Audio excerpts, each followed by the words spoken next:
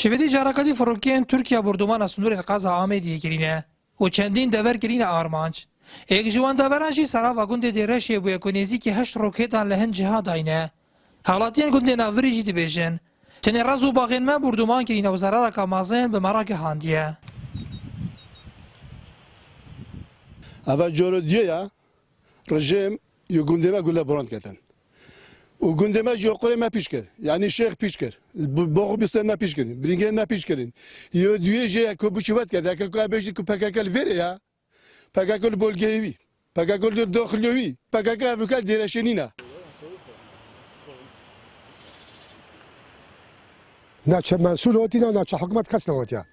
و جماعت جورو دیه مثلا که حساب ببینید هم ویره دار نکن. هم ده ترتیجی کی با بین دام جیبچینه.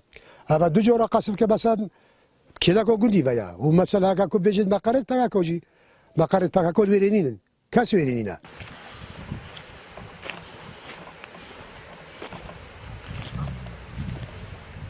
و کاوی بیشتر شویدی ترسا کامازین لجام گندشینان پیدا بوده.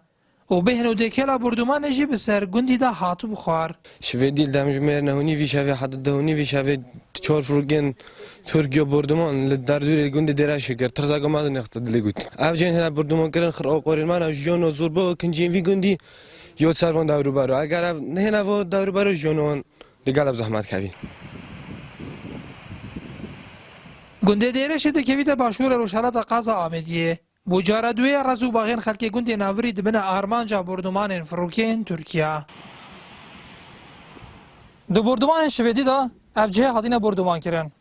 کد کهونا سرا و گنده دیرشه. لوا که حوالاتی نوی گندی دی بیشن. افجه تنا بردمان کرن تنی رازو باغین وانه. و هیچ حبونا پککی لوان جهان نینه.